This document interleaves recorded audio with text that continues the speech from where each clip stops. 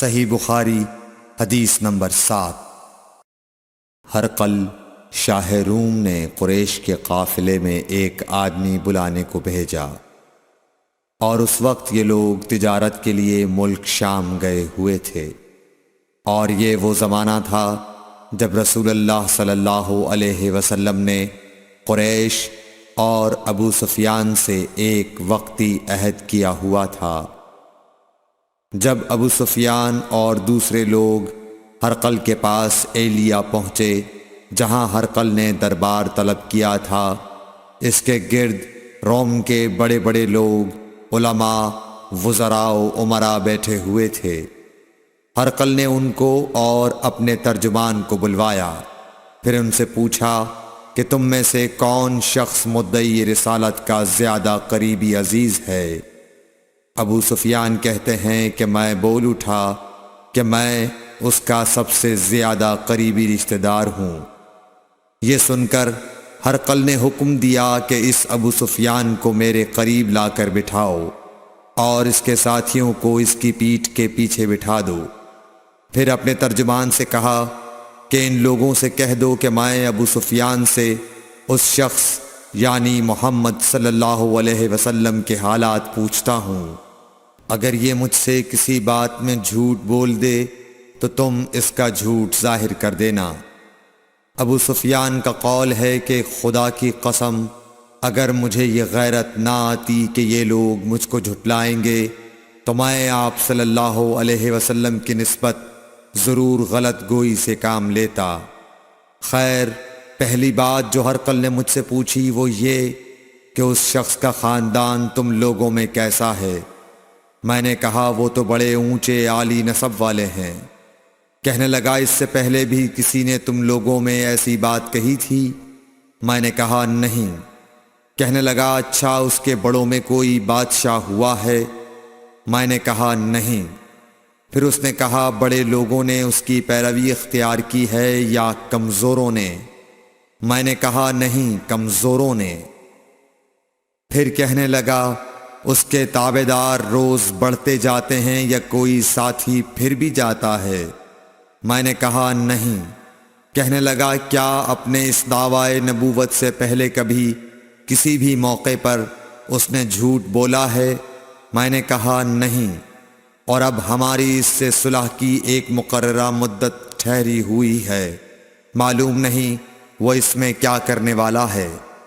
ابو سفیان کہتے ہیں میں اس بات کے سوا اور کوئی جھوٹ اس گفتگو میں شامل نہ کر سکا۔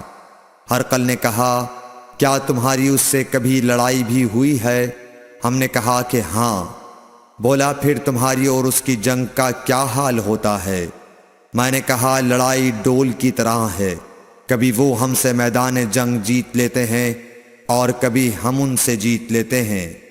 ہرقل نے پوچھا وہ تمہیں کس بات کا حکم دیتا ہے؟ میں نے کہا وہ کہتا ہے کہ صرف ایک اللہ ہی کی عبادت کرو، اس کا کسی کو شریک نہ بناؤ، اور اپنے باپ دادا کی شرک کی باتیں چھوڑ دو، اور ہمیں نماز پڑھنے، سچ بولنے، پرہیزگاری اور صلہ رحمی کا حکم دیتا ہے۔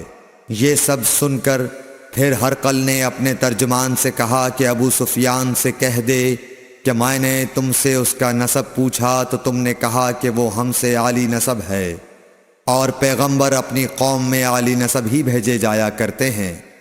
میں نے تم سے پوچھا کہ دعوی نبوت کی یہ بات تمہارے اندر اس سے پہلے کسی اور نے بھی کہی تھی تو تم نے جواب دیا کہ نہیں۔ تب میں نے اپنے دل میں کہا کہ اگر یہ بات اس سے پہلے کسی اور نے کہی ہوتی تو میں سمجھتا کہ اس شخص نے بھی اسی بات کی تقلید کی ہے جو پہلے کہی جا چکی ہے۔ میں نے تم سے پوچھا کہ اس کے بڑوں میں کوئی بادشاہ بھی گزرا ہے تو تم نے کہا کہ نہیں۔ تو میں نے دل میں کہا کہ ان کے بزرگوں میں سے کوئی بادشاہ ہوا ہوگا تو کہہ دوں گا کہ وہ شخص اس بہانے اپنے آباء و اجداد کی بادشاہت اور ان کا ملک دوبارہ حاصل کرنا چاہتا ہے۔ اور میں نے تم سے پوچھا کہ اس بات کے کہنے یعنی پیغمبری کا دعویٰ کرنے سے پہلے تم نے کبھی اس کو دروغ گوئی کا الزام لگایا ہے؟ تم نے کہا کہ نہیں۔ تو میں نے سمجھ لیا کہ جو شخص آدمیوں کے ساتھ دروغ گوئی سے بچے وہ اللہ کے بارے میں کیسے جھوٹی بات کہہ سکتا ہے۔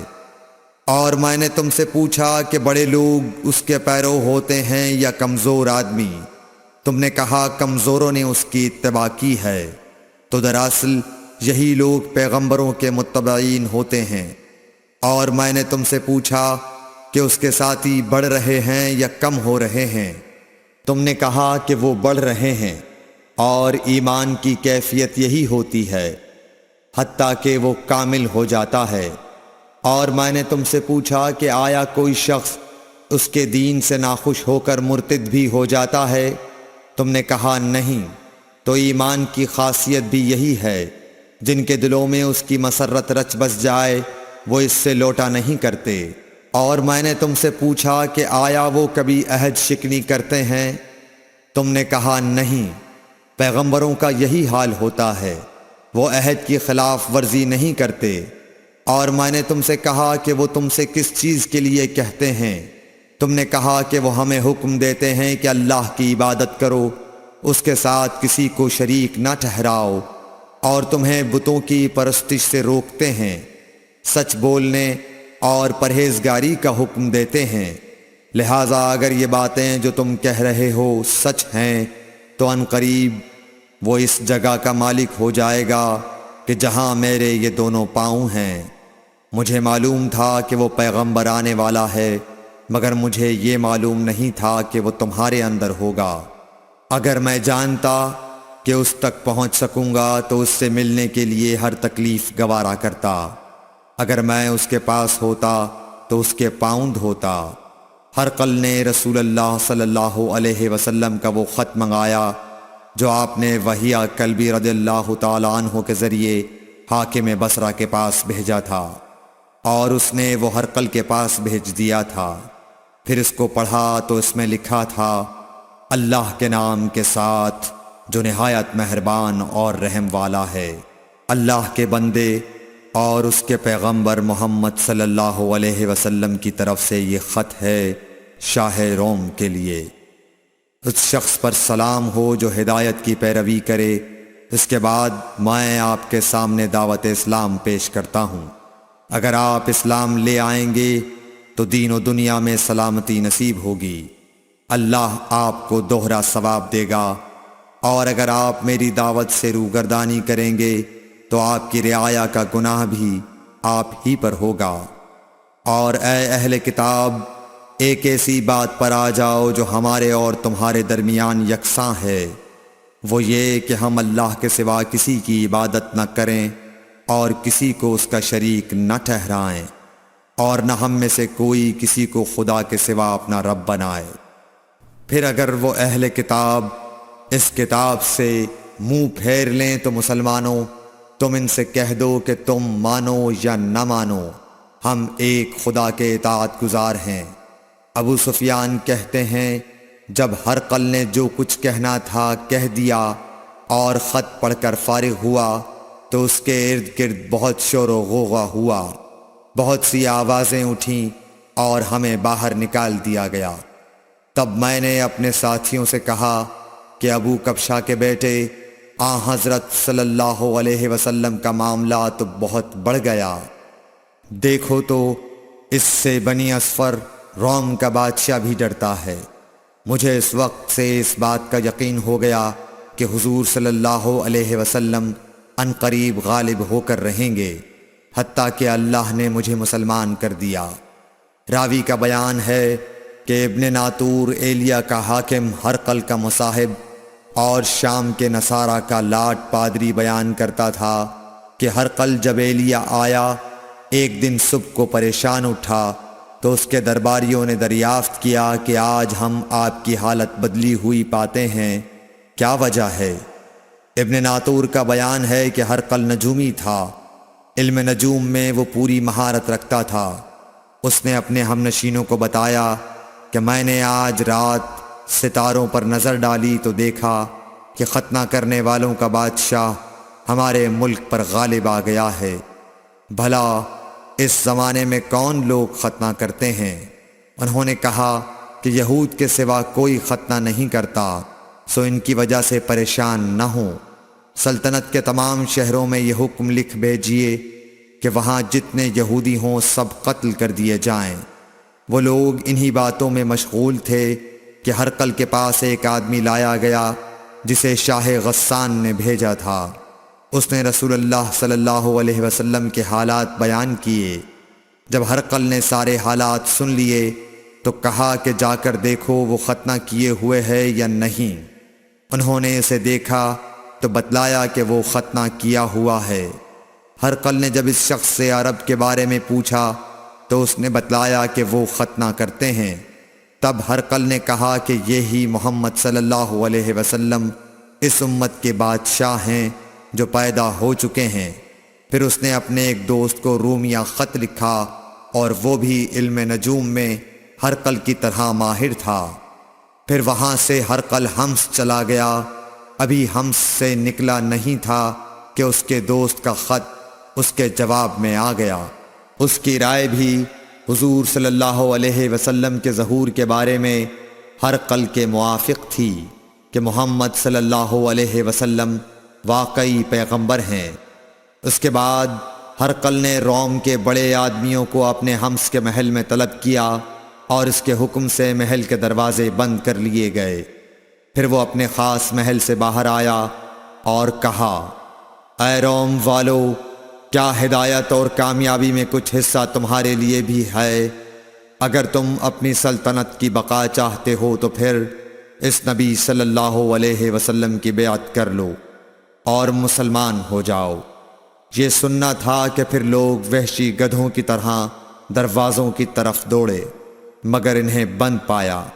آخر جب ہرقل نے اس بات سے ان کی یہ نفرت دیکھی اور ان کے ایمان لانے سے مایوس ہو گیا تو کہنے لگا کہ ان لوگوں کو میرے پاس لاؤ۔ جب وہ دوبارہ آئے تو اس نے کہا، میں نے جو بات کہی تھی اس سے تمہاری دینی پختگی کی آزمائش مقصود تھی، سو وہ میں نے دیکھ لی۔ تب یہ بات سن کر وہ سب کے سب اس کے سامنے سجدے میں گر پڑے اور اس سے خوش ہو گئے۔ بالآخر ہرقل کی آخری حالت یہی رہی۔ صحیح بخاری حدیث نمبر 8۔ رسول اللہ صلی اللہ علیہ وسلم نے فرمایا، اسلام کی بنیاد 5 چیزوں پر قائم کی گئی ہے۔ اول، گواہی دینا کہ اللہ کے سوا کوئی معبود نہیں اور بے شک حضرت محمد صلی اللہ علیہ وسلم اللہ کے سچے رسول ہیں، اور نماز قائم کرنا اور زکوٰۃ ادا کرنا اور حج کرنا اور رمضان کے روزے رکھنا۔ صحیح بخاری حدیث نمبر 9۔ نبی کریم صلی اللہ علیہ وآلہ وسلم نے فرمایا کہ ایمان کی 60 سے کچھ اوپر شاخیں ہیں، اور حیا شرم بھی ایمان کی ایک شاخ ہے۔ صحیح بخاری حدیث نمبر 10۔